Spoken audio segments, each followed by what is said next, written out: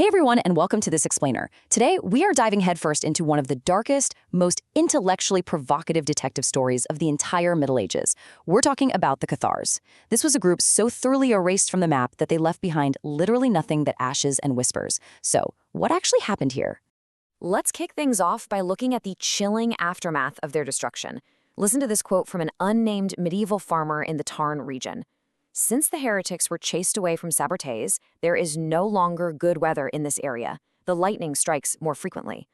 It's wild, right? People genuinely believed that when the Inquisition burned the Cathars, they didn't just kill people, they literally cursed the landscape itself. This kind of lingering trauma just pulls you right into the heart of the mystery. Section 1. Who were the Cathars? The pure ones erased from history. Now we've got a massive roadblock right from the start. How do we accurately understand a group of people when the victors, the Inquisition, burned almost every single one of their books? The word Catharai actually comes from Greek, meaning the pure ones. They were a medieval Christian sect, concentrated mostly in the Languedoc region of France. And as we know, they were utterly annihilated by the Catholic Church. Because their own texts were torched, we're basically forced to sift through the cinders of inquisitorial records, the notes of the very people who burned them, just to piece together the truth. Which brings us to Section 2, the new paradigm. Were the Cathars just a Catholic invention? This introduces a modern, frankly shocking academic theory. What if the Cathars, as a unified dualist church, never actually existed at all? It's an absolutely fascinating debate, and we've got two heavily competing historical views here. On the left, there's the deconstructionist view, which argues the Cathars were basically a fictional counterchurch completely invented by paranoid Catholic inquisitors.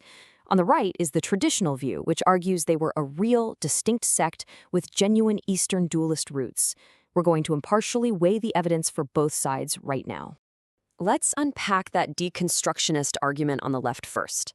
Scholars like Pegg and Moore point out three main things. They think inquisitors were basically reading way too much of St. Augustine's ancient anti-Manichaean writings and projecting those ancient archetypes onto local, uneducated dissidents. In short, they argue the Catholic Church hallucinated the Cathars, forcing the concept of dualism onto these poor peasants during brutal interrogations to fit their own preconceived ideas of what a heretic should be. Moving on to Section 3, the traditional view. The undeniable trail of Eastern texts. Let's see how this builds a completely different narrative, one that relies on highly specific Eastern evidence.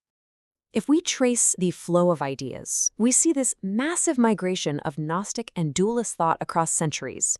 It starts in the 3rd century with Manichaeism in Babylon, moves to the Paulicians in Armenia between the 7th and 9th centuries, then the Bogomils in the Balkans in the 10th, and finally the Cathars in Western Europe in the 12th century. You can see a clear chronological transmission of Eastern philosophy straight into France and Italy. And here is the absolute kicker, the concrete historical links. These touchpoints strongly challenge the idea that Catharism was just some local Western invention. Think about this. In 1167, a council is held in France, led by an actual Bogomil bishop, Nikitas, who traveled all the way from Constantinople. French Cathars were commonly called Bulgars at the time, and they heavily used imported Eastern apocrypha like the Interrogator Johannes. Touches the specific? It's really hard to chalk that up to inquisitorial paranoia.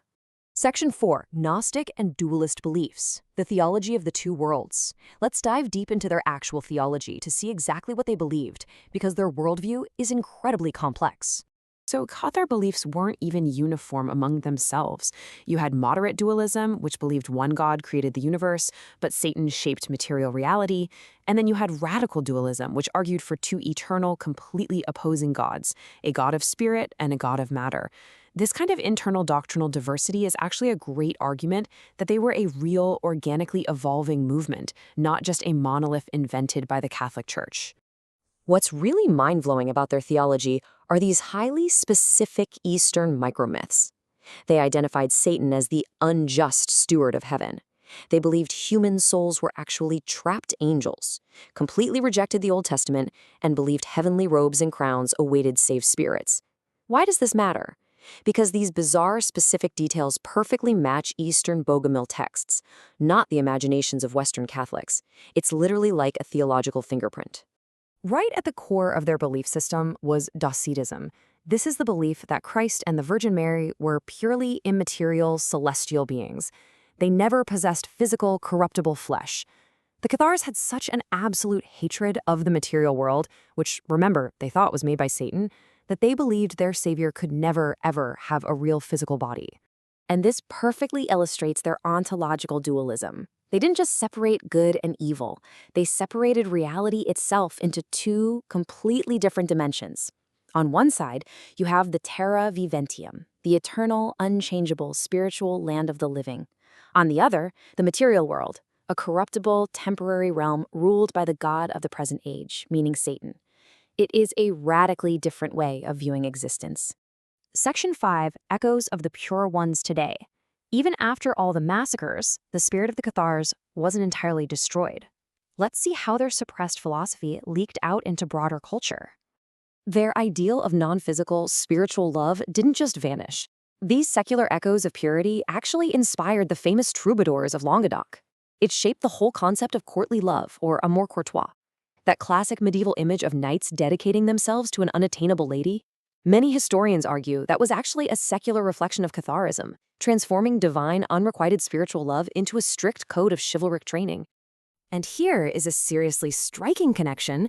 Historical researchers draw massive parallels between the Cathar, people of light, and the esoteric Alevi traditions over in Anatolia and the Balkans.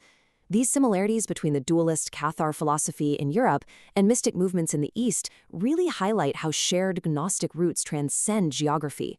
The search for light just kept living on in different hidden forms. Which brings us to the end of this explainer. History is written by the victors, and they usually burn the losers' voices to ash. But as you've seen today, sometimes even the ashes whisper back. So I want to leave you with this question. If the Inquisition hadn't burned their books, how radically different would our understanding of medieval Christianity be today? Really makes you think, doesn't it? Thanks for joining me on this deep dive, and keep questioning the history you've been taught.